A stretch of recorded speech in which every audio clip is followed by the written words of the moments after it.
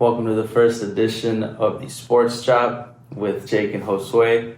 We're going to give you all a little rundown today on the NFL draft and the NBA playoffs if we have enough time to get to it. I don't know if we want to talk about that anymore. Shortened on time, yeah. Well, let's get to it. What do you want to start with? The Bulls? We can start with, we'll start with the NFL draft just in case we don't get to the NBA playoffs. We get through what's most important now that it's coming up. Off like the top 5 picks, a quick question is Kyle Hamilton a top 5 pick? Top 5 pick, maybe. Top 5 player, definitely. I mean, he's probably talent-wise and what he's shown, just at his time in Notre Dame, he's probably one of the better players in the draft. The problem is how many teams want to take a safety top 5. I mean, I think his floor is probably 11 to, I think Washington is 11. That's probably his floor. I mean, he's just too good of a player. So you think he may slip out of the top 10? There's definitely a possibility. I mean, it depends. You have to have a defensive coordinator that knows how to use him. Mm-hmm. You don't want to take him and then, not allow him to do what he's best at, which is just be moved all over the field. Right. Erase their best tight end or, play deep when you want him to. He didn't run that great at the combine and his pro day, but he showed on film and like in his games that he's got plenty of speed. I mean, I've seen highlights of him. He's a good ball player. I think he's definitely good enough. Right. But for a safety position, top 5. Yeah, I don't know. Lovey's, he kind of Lovey's the head coach of the Texans now. He's kind of like that Urlacher mold. Mm. He's a little smaller, obviously, but so is almost everybody else in today's NFL. So he may him play an inverted Tampa 2, have him play the safety or play kind of the linebacker, the Urlacher role, but instead of dropping from middle linebacker, he's dropping from the safety, or he'd be dropping down instead of back like Urlacher. But I mean, that's always a possibility. I'm sure he loves him. Yeah. Who will be off the boards first? Aiden Hutchinson or Evan Neal?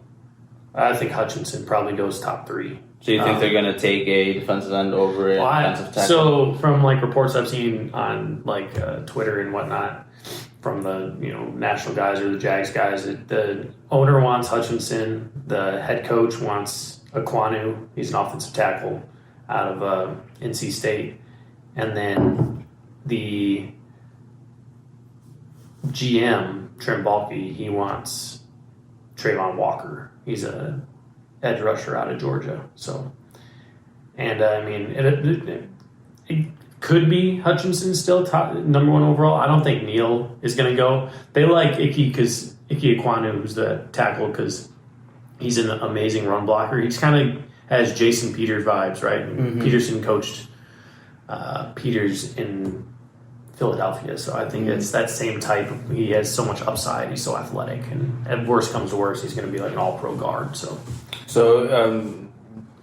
Hutchinson and Neal may not even go back to back. They predicted to go. I think Neal. I think they'll definitely be top 7, probably top 5. They're kind of the top 2 of the top 5 players in the draft. I think they're ready to play now too. Mm-hmm. So the top 5 is probably the 3 pass rushers: Walker, Hutchinson, and Thibodeau out of Oregon. Okay, yeah. And then you have the 2 tackles, Neal and Ekwonu. Even Charles Cross is up there. Evan Neal's out of Alabama, and Charles Cross is out of Mississippi State. So SEC, right? You're playing good players every single day. Every single Saturday. Yeah. That's the NFL. I mean, Georgia alone could have 6 first-round picks just off their defense. Do you feel like the SEC has always dominated, or has it been something that's come up with Alabama and Auburn? I mean, since dominating and then LSU. Yeah, I mean, even think back even when we were young, in elementary school, LSU was winning championships. Alabama was still good. Yes. I mean, they've been good for a long time. I think the Big Ten and the Pac-12 actually used to be a lot better because Oregon and USC. Remember USC used to be really good. But now that it's just really the SEC or bust at this point. They're always the best. There's a lot of points scored in the Pac-12, but there's a lack of defense. Yeah, they I feel like they always, since Utah came in, they've actually been pretty good at defense. They've had they're going to have another, I think a linebacker, I forget his name, Devin Lloyd. He'll probably get drafted in the first round. And then Jalen Johnson, the Bears corner, is out of Utah. So they've had good players. Washington usually has pretty good corners out of the Pac-12. But like USC's just fell off. Yeah. Which is just Do you think the sanctions that were put on them back when Reggie Bush and White were playing? Yeah, and they just haven't had a good quarterback them, in a long time. Yeah. You know what I mean? Like none of their quarterbacks really were very good in the NFL, though. I mean, Matt Leinart, wasn't Sanchez, Mark Sanchez? I believe so. Yeah, so I mean, they've had they just haven't had good quarterback play. They're okay in college, but once they get to the league, they're not very good. Carson Palmer's like the last good one out of. And that was a long time ago. we saw him play. Barely. I don't really remember. I mean, I remember playing the pros. I don't even remember him. Matching up with AJ Green. That was a. AJ Green got to play with him a couple years, right? I think so. Or I think Dalton and Green were the same draft, weren't they? Wasn't it AJ Green in the first round and Dalton in the second? What was it? I don't know if Dalton played right away though. You're going back too far for me. We'll stick to quarterbacks. Is Kenny Pickett the best quarterback on the draft? I see that he may be slipping. He's probably the most pro-ready quarterback. Mm-hmm. He's old. I mean, he's like 25. Oh, is he? Yeah. So he's a 4-year player. So I think he's 5 or 6 years because of COVID. Did he play at Pitt all I think so. He was supposed to go to Temple with Matt Rule, who's now the coach of the Panthers, but he decommitted when not Temple, at Baylor, because Matt Rule was at Baylor. But he did decommitted from that, and Rule's now with the Panthers. So there's a chance that Pickett goes number 6 overall, but after that, he could tumble all the way down to 20. Because I see Malik Willis from Liberty, Sam Howell from North Carolina make noise too. Yeah, I mean, it's really choose your flavor, right? If you want a high upside guy, it's Malik Willis. If you want a guy that's pro ready, it's Kenny Pickett. I mean, Desmond Ridder out of Cincinnati, another guy people like. And but like you look at these schools that they're playing, and they're not playing against your SEC teams every weekend. Well, and that's what kind of hurts this class, I think, as well, is like, especially fan wise, like Desmond Ridder, Cincinnati, like who's he playing? You don't really care. Right. Pitt, UNC. I mean, there's no quarterback from like a blue blood program. Mm-hmm. A lot of them don't have very good quarterbacks. They're just, I mean, you got Alabama has Bryce Young and Ohio State has CJ Stroud, but they're next year, right? That's why next year's quarterback class is going to be a lot better. You think it'll be better? Right, yeah. You think it'll be more exciting? Yeah, I mean, then nobody's going to. Yeah, I don't think people will trade up for quarterbacks this year. They'll just let them fall to them in the draft. But next year, I mean, that's why a lot of teams, like the Lions, may just not select a quarterback this year, take one next year. The Steelers, they have Trubisky, and they may not, just ride with him for a year and take one next year. We'll see. It'll be interesting. This year is interesting because of the quarterbacks. You don't know. The draft, the whole thing in general, you don't know who's going to go where. I mean, right. It's crazy. Everybody's board is completely like up in the different. air. Yeah, I mean, the draft analysts I follow and pay attention to, boards are all different. Like, I like guys different than, they like guys, so it's interesting. And like you mentioned, with the COVID pandemic, it's also affected the seasons in ways where they've had shortened seasons. Yeah, they've had shortened seasons and preseason. This is the largest draft class in years because of all those extra kids. There's, guys that are 6-year seniors. There's the redshirt freshmen, 5-year seniors. There's regular seniors. Kids coming out as juniors. Like there's a huge just bubble. It's like 360 prospects or something, which is going to be important for the Bears because we only have 6 draft picks. So we're going to have to probably sign a lot of guys off undrafted free agency. So like the guys that don't get drafted, they become free agents. And I mean, we still have 40 open roster spots. I mean, we have a lot of we have a lot of stuff to do still. This off season is not close to being over. I was looking at the top 5, top 10 players. We've kind of mentioned some of them. Who's like impact ready now? Like put him on the field now, and he's gonna help a team out. Well, so definitely like Hutchinson, he's going to come in and probably be. I don't know if he'll ever be more than a high double-digit sack guy, but he'll probably give you like 6 to 9 sacks as a rookie. Thibodeau, same thing, but he has more upside. What school's Thibodeau from? Thibodeau's from Oregon. He's a pass rusher from Oregon. All 3 tackles step in and start day one. Cross, Neal, and Aquanu.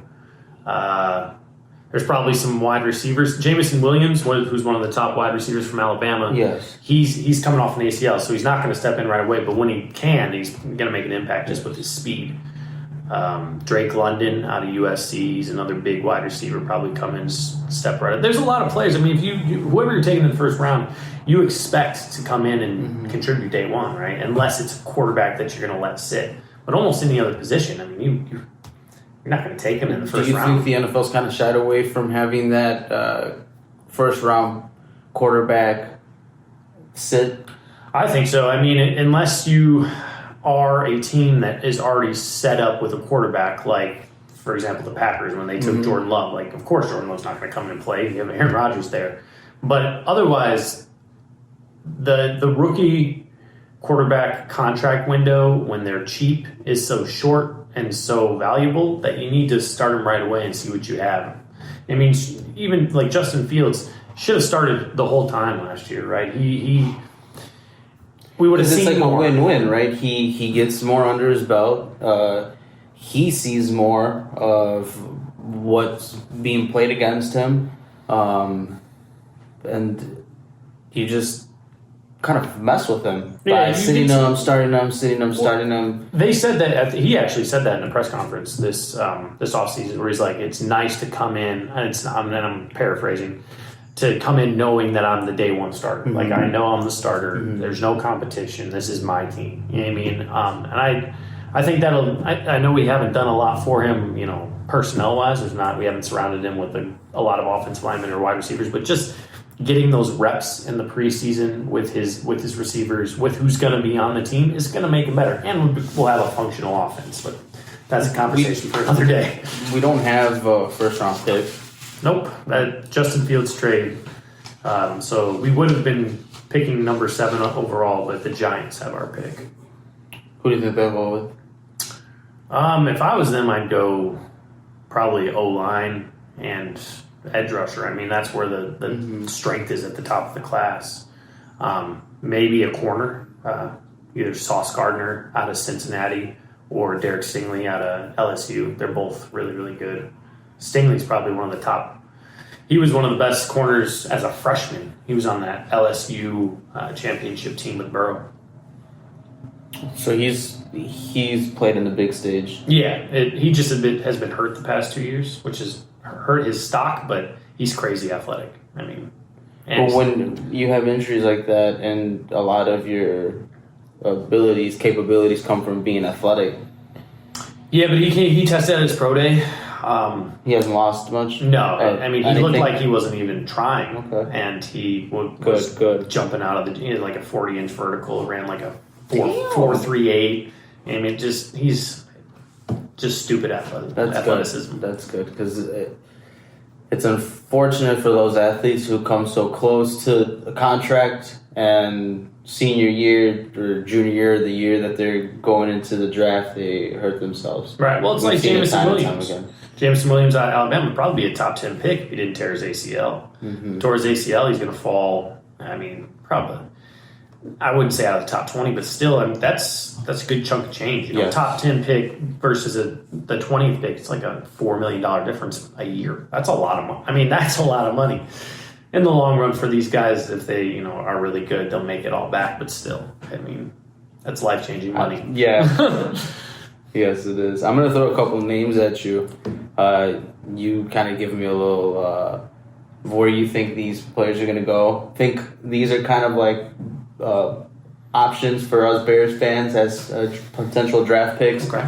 We've got like Thomas Booker from Stanford, Logan Hall from Houston, as a defensive lineman, and then we've got Dylan Parham from Memphis and Cole Strange from Chattanooga as offensive linemen. So the first two, Logan Hall and Thomas Booker, they're both defensive linemen, interior defensive linemen. So with Eberflus's new offense, it's similar. It's in its roots to what Lovey ran way back when, right? We were really good. Do you remember Tommy Harris? Yes. So that was the 3 technique, that interior defensive lineman. He got that interior pass rush push. He fills his gap in run defense, but it's vital for this defense. And Logan Hall's going to go early. I mean, if they want him, they'll likely have to take him with their first second round pick, number 39. He's in the mold of DeForest Buckner, who the Colts traded for when Eberflus was the head coach or the defensive coordinator of the Colts. So, okay. So it's that he wants that type of guy. That's the Larry Ogunjobi, the one who we signed but then failed his physical. That's that 3 technique. So they want that guy in their defense. What happens when they fail their physical? They get cut. A contract is contingent. So especially during that tampering period of free agency with the NFL, where nothing is technically official until 2 days later. If you sign somebody, it's not official. It's contingent on them passing their physical. So if they fail their physical, which he had broken his foot, so he must have failed that part, then the contract falls through. They could overlook it and be like, we don't care that he failed it. We're still going to sign him. But the Bears aren't really in that position. Ogunjobi's 28. You don't want to be doing that with a 28-year-old. You don't know if he's going to get back. And he's still unsigned, so if they want, they can go out and get him. Personally, I'd rather they go out and give him a 1-year incentive-laden deal instead of drafting a guy like Logan Hall early, because I think they need to be drafting offensive players. Which brings me to the 2 guys you named, and I'll name a couple more. Dylan Parham, I believe. He's out of Memphis. He's crazy athletic. Yeah. He was intended to play tight end. When he came in, having him play defensive or offensive line now. Yeah, he's really, really athletic for a guard. He'd fit this offense the outside zone that Getsy wants to run. You have to be able to move laterally and be quick. He covers up a lot of he can do on it. the field. He's a little small, which may mean he can only play center only in the NFL. But you get him in on the roster, you figure that out. Patrick, who they signed, who's going to play center right now, he can kick to right guard. He played right guard and center for the Packers, or maybe he played left guard. Doesn't matter. He can play guard. You know what I mean? Another guy, Cole Strange. He's just as athletic, but he's a little more nasty. He's got more physicality to his game. A little bigger, just pancake somebody, block them, drive them to the ground. So I like him a lot. Bear type defense. Yeah, well, it's just that kind of guy that you want, that Poles talked about. He just wants dudes that are nasty. You rather have those players on your team than to play against them. Right, exactly. And then a couple more that I like is Luke Godecki. He's out of Central Michigan. He played right tackle, Central Michigan. Right tackle for them, but he'll kick inside. He's a little small to play tackle in the NFL. And I think him and Tevin Jenkins on the right side, that's a lot of athleticism, a lot of nasty, and a lot of smarts. Because Godecki may play center in the NFL too. He may be a little big for center, but Justin Fields is big enough that you don't have to worry about it that much. If we had Russell Wilson back there, Kyler Murray, you can't have a big center. They just can't see over him. But Justin Fields 6'3", 240. You can see over him. And then one other guy. Who did you? I also had Perrion Winfrey. Yeah, and you said Thomas Booker. So Winfrey is another guy that they'll likely have to take in either the 2nd or 3rd round. He's that 3 tech out of Oklahoma. He had a great Senior Bowl. He's really explosive, really long. He just didn't show a lot at Oklahoma. But it was the type of defense they ran. More like an offense first. And they just, the type of defense they ran is not what the Bears would ask him to do. They did the 4-3 cover 2 base defense that the Bears are going to run. They're going to ask Winfrey to one gap, just go right upfield. You don't have the Oklahoma asked them to slant instead of just going, right up. So it's a little bit different. And Winfrey has the length. He's got the quickness, so he'd be a good fit. And then Booker, he'll be a later round pick, probably like 4th, 5th, 6th round, so day 3. But he's out of Stanford, really high football IQ, really strong, a little smaller, not as tall, not as long, but still enough length and everything. He's explosive off his first step. I'd rather him in the later rounds than I would Winfrey or Logan Hall early, right? Because I think we should go. If my way, the Bears would take an offensive lineman, wide receiver early, or even a corner and edge rusher, positions that have more value earlier than a 3 technique or a linebacker or even an interior offensive lineman. I think they can wait till the 3rd round. I think this is a deep draft for that. So I guess you kind of answered my next question, being that the draft picks that we have, can we make something of this draft? Yeah, so what I think best case scenario is one of those 2 first round picks you trade back, right? So you trade back, you hopefully get another top 100 pick. So you have 4 picks in the top 100. Because if you can get 4 picks in the top 100, all 4 of those guys are contributors. That's a pretty good draft, right? And then hopefully you hit on one of the late round picks. And then that would just be a bonus. And you got 5 guys now that are contributing. Because and if you want to go through the roster, there's massive holes at some places. We need a wide receiver. We need a right guard. We don't have a right guard. We do, but they're terrible. It's Sam Mustipher, who was bad at center last year, and a guy we signed from the Vikings, Dakota Dozier, and he was on a practice squad. So we need a right guard.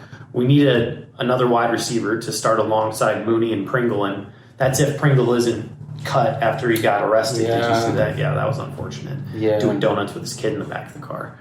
So we don't know his fate. I think Pulse speaks today, so maybe I'm sure somebody will ask him about that. So right guard, wide receiver, 2 massive holes. You need to fill those. Defense, they really have everything. I mean, they signed a couple, signed a corner, signed a couple linebackers, signed a couple safeties. So they have everything filled, but you have gaping holes, in my opinion, at right guard and wide receiver. So that's why I would go wide receiver and O-line early. I mean, if you're not going to trade back, out of those first 3 picks, I think 2 of them need to be wide receiver and offensive line. For your wide receivers, you've got a lot of similar talent in Garrett Wilson, Jameson Williams, Drake London. Who would you take? Well, none of those guys are getting to the Bears. They're all going to be gone. Who would you take? Who would I personally take? See, it's hard because Drake London, to me, he is a big bodied guy, but we haven't seen him test speed wise. So I don't know if he has the quickness and the burst, the speed to hang in the NFL. I think he probably does. So I'd probably go him just because he's like 6'3", 215. I mean, he can play that power slot, move them all over the formation and just put them in positions to win. And I'm probably always going to go with size if, they show ball skills and all that type of stuff. And let's have fun with it, the running backs, got top 3 to me are Kenneth Walker from Michigan State, Breece Hall from Iowa State, and Isaiah Spiller from Texas A&M. Yeah, those are probably the top 3. Definitely the top 2 you said there, Kenneth Murray and Breece Hall. They're the top 2 running backs in this draft. There's a chance they could go round 1. I mean, you never know. It's a team like the Bills could really want. It's happened more recently, but for more than 5 years or so, there weren't running backs coming out of the first round. It's always back in the first round, right? Like the Chiefs took Clyde Edwards-Helaire. Saquon was not too long ago. He was number 2 overall, or whatever he was. So. But after... Well, yeah, it's a bad decision. There'll probably be another pause. Those are some. They're good. Breece Hall is really good. I like him a lot. I think he can do it all. I think he'll be the best one in the class. It kind of reminds me of Jonathan Taylor. If you could get that as a contending team at the back end of the first round, that's not bad. I mean, if that's like the Bills, that'd probably raise their floor a little, or their ceiling a little bit. But Devin Singletary is also pretty good. It's hard because a lot of the good teams don't necessarily need a running back because their quarterbacks are so damn good. Mm-hmm. Well, I think we've covered up quite the amount of the NFL draft. Anything else you want to... Yeah, I just toss out some receivers that I would like the Bears to take. Give us maybe a couple running backs, couple wide receivers, couple... So I'll start tight there. Ends, Since positions. You love running backs over here. The NFL, I like Pierre Strong out of, I believe it's South Dakota State. So he's small FCS, but he is really, really fast. And you get him a crease, he's going to be gone. And I think that's something that the Bears still lack because Montgomery is not exactly a fast guy. He's powerful. He never stops turning his legs, but he still doesn't have that top end speed. Mm-hmm. Khalil Herbert has more of that, but I like Khalil Herbert. Yeah, I like him a lot. I like David Montgomery. I like Montgomery. I would trade Montgomery if anybody wanted him. If you could get a third or fourth round pick, I would do it because I think Herbert fits the new system a lot better than Montgomery does. I agree. The outside zone, just that one cut go. Find a crease, cut back, all that. I think Herbert is better at that. And we're not winning anything this year, so why do we need Montgomery? To take a little, you just draft one. Just draft one in the late round, like this guy that I'm talking about. And avoid paying one. Yeah, I will. Unfortunately, but I will be a little mad if they pay Montgomery. I love Montgomery. Everybody loves a running back in Chicago, but he has to show me so much more to earn a contract. Yeah. And been paying a running back's always hard. So that Pierre Strong is the running back I like. Tyler Batty out of Missouri as well. Same thing. He's not as fast, but it's that outside zone fit.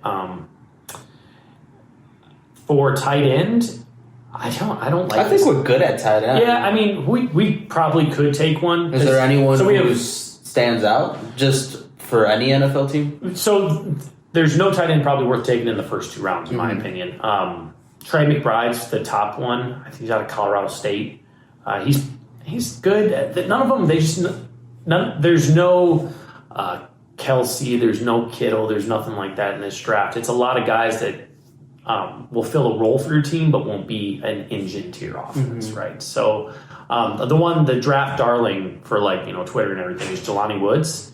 He's out of Virginia, and he's just big and fast.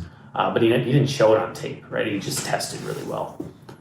So that's a guy. If he fell, I'd take him for the Bears, sure. Because I like Cole Kmet. They still need probably a more dynamic tight end, and I think Jesper Horsted could probably be that. He had 2 catches last year, both for touchdowns. So not for nothing. That's pretty good. Yeah. And then finally, wide receiver. A couple of guys So my personal favorite is Sky Moore. He's out of Western Michigan. I've seen you mention him. I like him a lot. So everybody thinks the Bears need an X wide receiver, and an X wide receiver typically. So what an X wide receiver is you imagine the Bears have 3 receivers, 1 tight end on the field. Typically, you'll have 2 receivers on one side and 1 receiver on the other. The one receiver by himself is the X wide receiver. So he's isolated on the backside. Usually,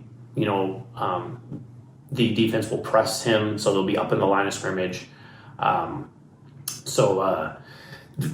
don't think that the Bears necessarily need that. I think the way that the Packers ran their offense and the way that I think our new offensive coordinator will run our offense is that everybody will play everywhere, and I think Sky Moore can fit that. He creates separation, which we know Justin Fields likes. Look at Chris Olave. Mm-hmm. He has run after catch, which is the Shanahan offense with a lot of crossing routes, a lot of movement. You need that. Sorry. Just checking on my son. And Destiny's mom just got here to watch him. So Sky Moore is my personal favorite. And then another guy I like is Jalen Tolbert. He's South Alabama. He was at the Senior Bowl, and he looked really, really good again at the Senior Bowl. Same kind of mold as Sky Moore, where he wins off of separation and he has more yak ability, but he's more of a contested catch guy. So he'll go up there and snatch the ball, and he's taller. I think he's 6'2", little skinny though, 195 about. So There's pros and cons to all these guys. I just want a receiver. They need somebody for Justin Fields. Well, I'm excited. I'm excited for the draft. I may not be able to catch it because I may be at work, but I'll be able to keep up with it. Me too. I've got a crazy week at work, so I'll probably be watching it from my phone or my We'll figure out a way. Twitter's all that can get all my information off that. If people have any questions, have any interest going deep into NFL and up and coming college players, this guy, follow him on Twitter. This guy's really impressive with the knowledge. We'll wrap it up with. I'm just. It's all for fun for me. I mean, I'm no expert, but I just like talking football. I mean, that's why we're doing this, right? Yes, sir. We like to talk sports. Someday we'll do a soccer segment. He can school me on something. We'll wrap it up with the NBA playoffs. We'll start with the Brooklyn Nets. For me, I thought that they were a team that you would not be able to beat in 7-game series, right? And that's pretty disappointing. Weren't they your pick? You have the Phoenix Suns, who are tied 2-2. You don't have your best player, your best scorer, but for a 1 seed to be tied 2-2 against an 8 seed, that's showing something from the 8 seed. How long will he be out for? It's a hamstring issue. I don't know exactly how long he'll be out for. Zach LaVine is in health and safety protocol. Really? Just today. We're just today. So yeah, I think the Bulls are done. I think the Bucks are going to wrap the series up. I didn't hear that. So they're done. So that's unfortunate, but hopefully they keep the team together. They get Ball and Williams in a whole season, and they get the whole team together for a whole year. And I don't know. I think there's going to be some changes. I think. I don't know what'll happen, but I think there'll be some changes. I mean, Lonzo will be here. Cruz will be here. Levine likely they'll give him the max. DeRozan, but from there, I think you could see more changes. Yeah, I wouldn't be surprised. I mean, Vooch is coming up to the end of his deal. Patrick Williams. I mean, he has to do something. He's still young. I get it. He's 20, but I think they expected more of him at this point, even just on the defensive end, if he's not going to contribute enough on offense. So we'll see. I mean, it'll be an interesting offseason. Do you have any changes on your predictions, or do you still think Bucks sounds right? Didn't I say Bucks sounds? Yeah, they're gonna I still repeat. think the Bucks will repeat. And they're looking good. I mean, we played decent games. I mean, and we're just getting our asses. And Chris Middleton's hurt, and they're still. He'll be back, right? So in time to really make a difference. So I was catching the Cubs game this Sunday. I saw you went to the Wrigley, right? There was a rain delay, so we were at a bar in the area and we were watching the Bulls-Bucks game. And the way Bobby Portis and Grayson Allen were playing, I'm happy for Bobby Portis. I'm not happy for Grayson Allen, but gosh damn it hurt to see Bobby Portis. It was bittersweet. And then Grayson Allen was balling like I know, hitting all those damn. He's been playing in the playoffs for the last 5 seasons. This guy look like JJ Redick out there. But hey, that's you've got breeds out there who know how to turn it on. Right. Shout out. Kudos to those two players.